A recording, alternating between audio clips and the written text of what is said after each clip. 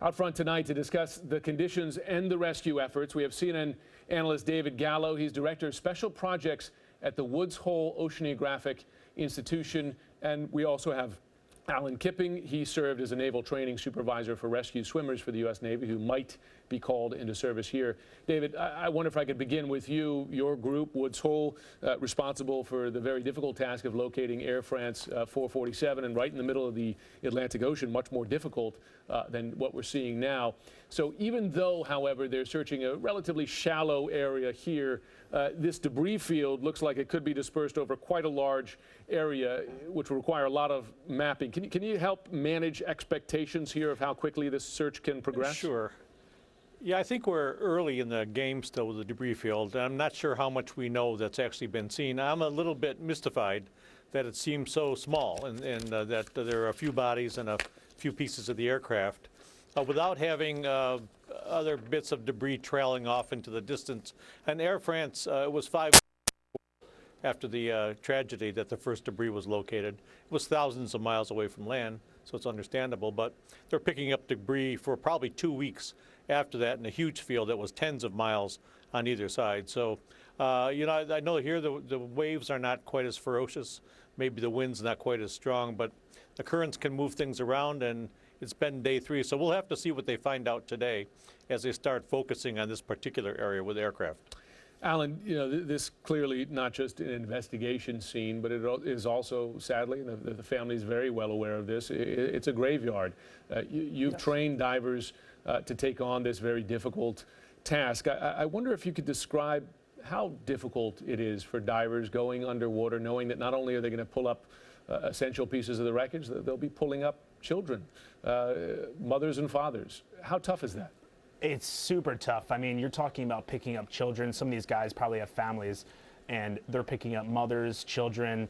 I mean, there's an infant on board and males on board as well. So it's just, it wrenches your heart, but at the same time, you want to take careful in terms of dealing with the bodies because, you know, bringing the bodies back intact, you want to be able to give autopsies so they can figure out kind of what else happened. Yeah. But it's a super tough dealing with seeing kids and children. No question, 18 children on board this plane. Exactly.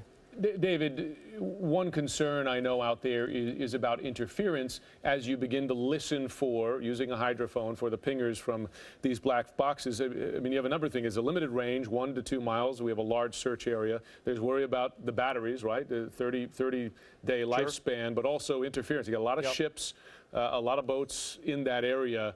How difficult does that make the search, even as you begin to refine the search area? Very much more, Jim. I mean, we've got some of the elements. You've got the right kinds of technology showing up. You've got the right kinds of teams showing up. But, you know, the next thing that's got to happen has got to be a solid plan where all of this stuff is coordinated. And part of that coordination is that when you're listening with listening devices, hydrophones, underwater microphones, you need quiet. And if there's shipping in the distance and ships themselves are making noise, it's going to make that job a lot tougher, especially since the water is fairly shallow in places and you might start hearing some noise from the surface itself. So those kinds of things have got to be worked into the third thing, the operational plan, to make this all come together. Alan, this is certainly not just an emotionally difficult task for the divers, but it's also dangerous. I mean, you got 10-foot waves, you got strong winds, you've got currents underwater. How do these conditions impact the search efforts, but also how much danger will those divers be in these conditions?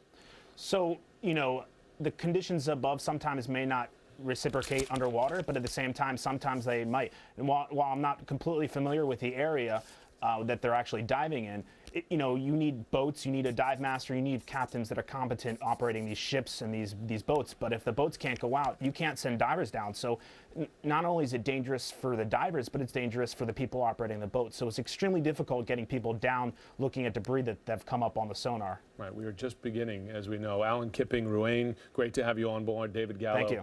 Great to have you on the air as well. Out front next, just days after